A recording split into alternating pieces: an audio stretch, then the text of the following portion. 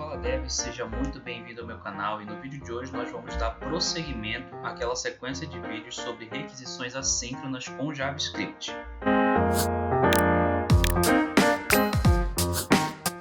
No último vídeo eu te mostrei como efetuar uma requisição muito básica utilizando o Ajax do jQuery. Foi uma requisição de autenticação e no vídeo de hoje eu quero te mostrar como efetuar essa mesma requisição utilizando o FET, que é a API nativa do JavaScript, para trabalhar com requisições assíncronas. A primeira coisa que eu vou fazer aqui nesse código é refatorar a chamada da requisição assíncrona. Aqui a gente está misturando pegar os dados, verificar, fazer a validação e executar a requisição assíncrona, tudo no mesmo lugar. Como nós vamos ter dois métodos diferentes, eu vou isolar esse bloco de código aqui. Auth with Ajax. E vou jogar ele para uma function. Sync function auth with Ajax.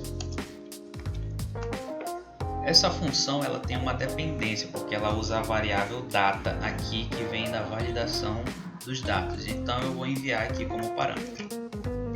Pronto, já refatoramos o código, separamos o que é lógica de negócio de requisição assíncrona.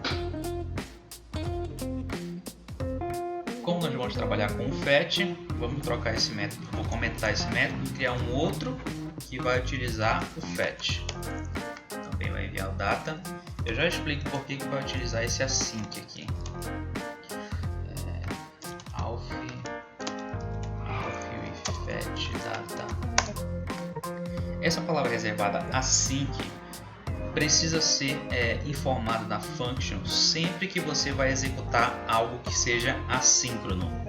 Então, quando você for utilizar o FET, obviamente ele é assíncrono, então tem que estar especificado aqui que ele é assíncrono. Quando efetuar a leitura do seu código, ele vai bater nessa palavra reservada async e vai entender que é uma função assíncrona. E para você executar uma requisição assíncrona com FET, é só você chamar o comando FET e você diz qual é o alvo da sua requisição. No caso, é o nosso arquivo auth.php.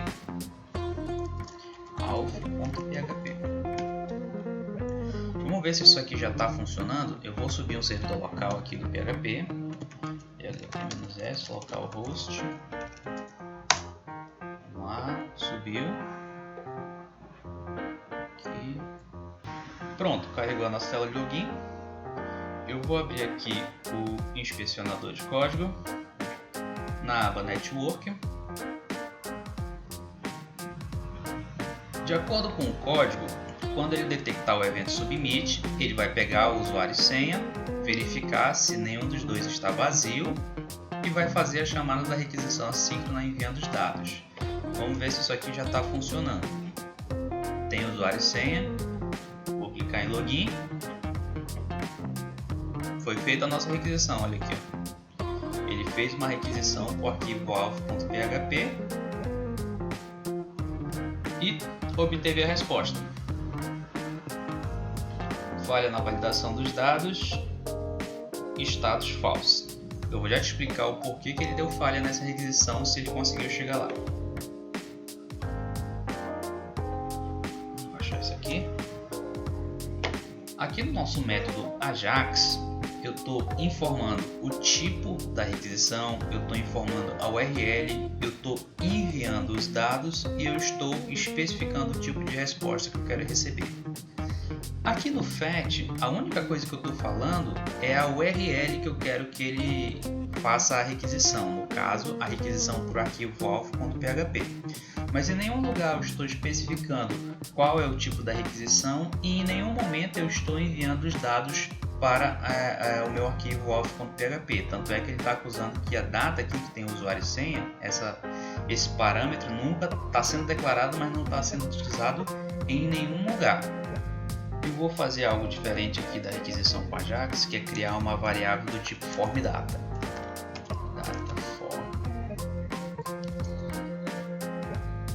Vamos instanciar um formData.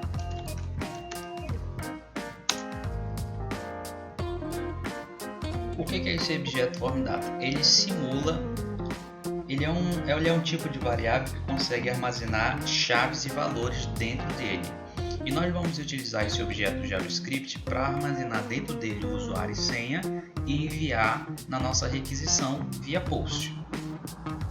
Como aqui eu criei o objeto, ele está vazio, então eu vou adicionar um usuário e senha nele. Dataform.append, qual o nome da chave, usuário e qual o valor, data.usuário. Mesma coisa para senha.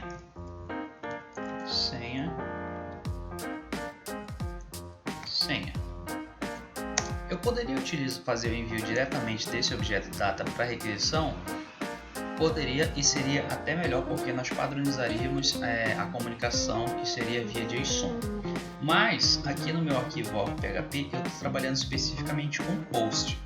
Então, se eu mandar um JSON, ele não vai detectar esses dois parâmetros aqui que eu vou enviar. Por isso que eu estou transformando ele em form data e colocando os dados dentro desse objeto. E como que eu envio dados no fetch? Basta eu colocar um segundo parâmetro, que vai ser um JSON. E aqui eu vou especificar as configurações da minha requisição. Então eu vou colocar aqui um body, o meu dataform, que são os meus dados que eu quero enviar para esse arquivo auth.php. Eu vou especificar também um método, que vai ser do tipo post.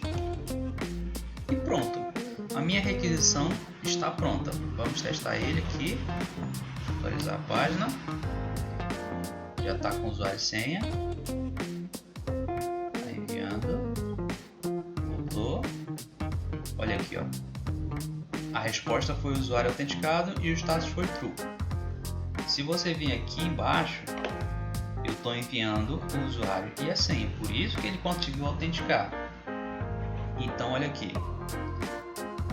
Olha o que você precisa fazer para executar uma requisição assíncrona utilizando o fetch. É um código muito mais reduzido do que aqui do Ajax. Óbvio que ainda falta tratarmos a resposta, mas só para executar informando o método e o corpo, ele já sabe o que ele tem que fazer. Você lembra que eu te falei que o fetch ele não trabalha com callback, ele trabalha com promise? Então nós vamos utilizar as promises do fetch para poder tratar a resposta, que no momento eu estou apenas enviando os dados e recebendo, mas não estou fazendo nada com ele. Para eu tratar uma promise, eu utilizo o método then. O método then, quando ele for executar a promise, ele vai cair nesse primeiro tratador de promise aqui. E quando o fetch recebe a resposta, o que ele envia para essa promise? A response. Certo? Ele vai executar a requisição aqui no fetch e depois já vai jogar a resposta do meu servidor, do meu arquivo auth.php aqui nessa promise, e a gente vai só dar um console.log para você ver o que está sendo, o que tem dentro desse response. Atualizar a página, console,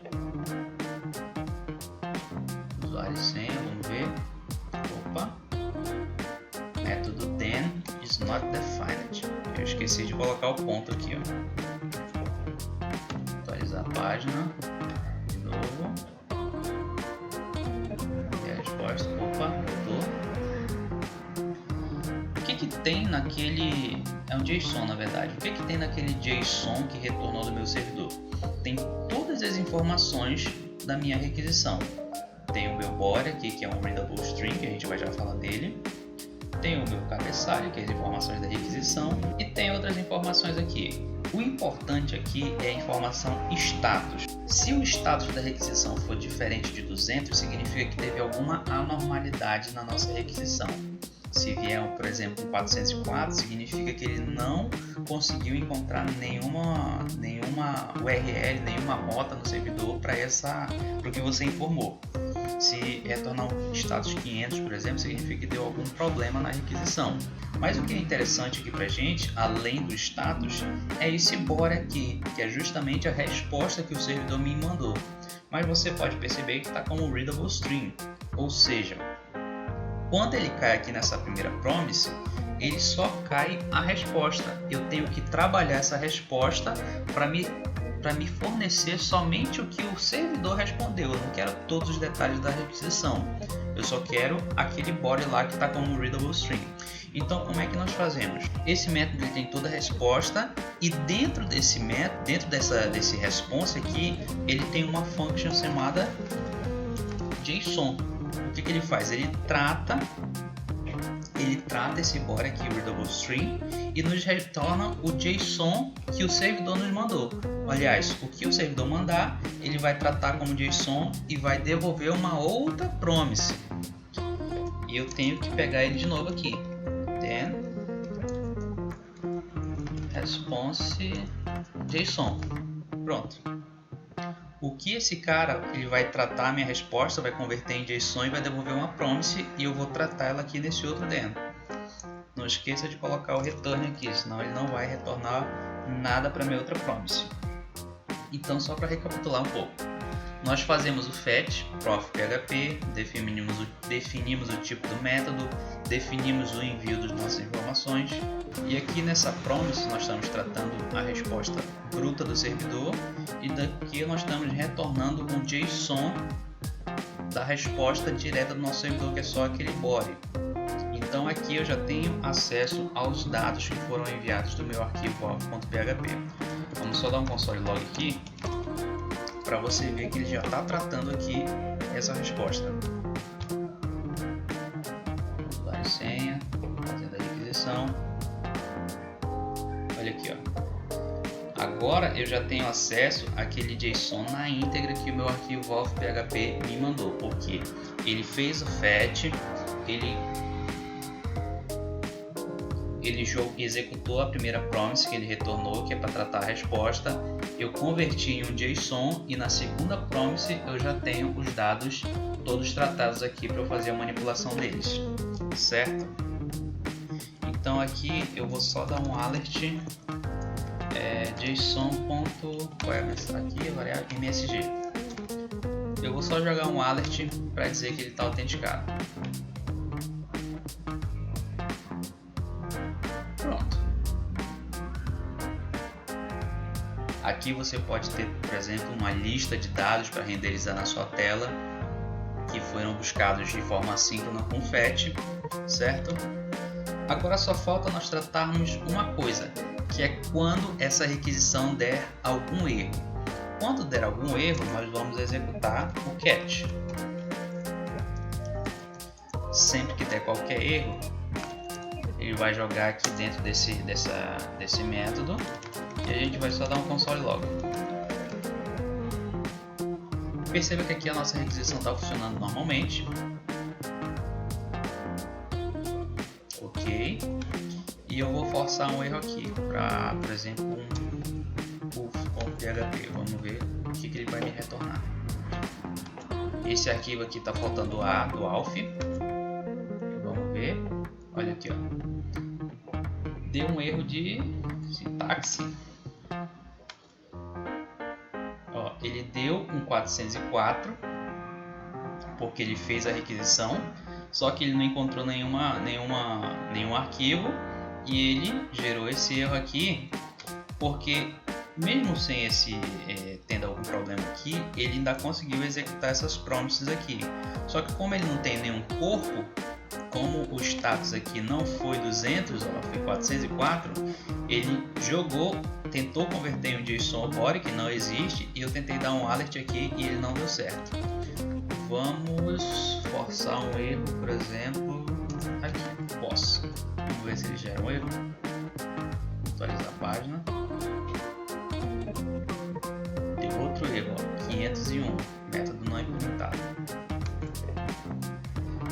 Perceba que esse catch ele não é necessariamente só para requisição, ele é para todas as promises que você está executando aqui no fetch.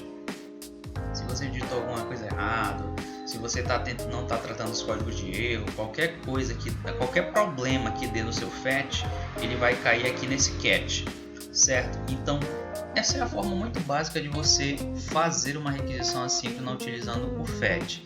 Se você tiver a opção de escolha entre Ajax e FET, prefira o FET porque ele é nativo do JavaScript, você não precisa de nenhuma dependência e ele é mais performático do que o Ajax. O Ajax ele utiliza a forma, digamos que a API antiga do JavaScript para trabalhar com requisições assíncronas. O FET ele já é algo mais moderno, então sempre prefira trabalhar com tecnologias mais modernas. Se ficou alguma dúvida, posta aqui nos comentários que eu vou ter o maior prazer em te ajudar. Se você gostou do vídeo, deixa seu like, compartilha com os amigos e se você ainda não é inscrito, se inscreve aqui embaixo no botãozinho vermelho e até o próximo vídeo.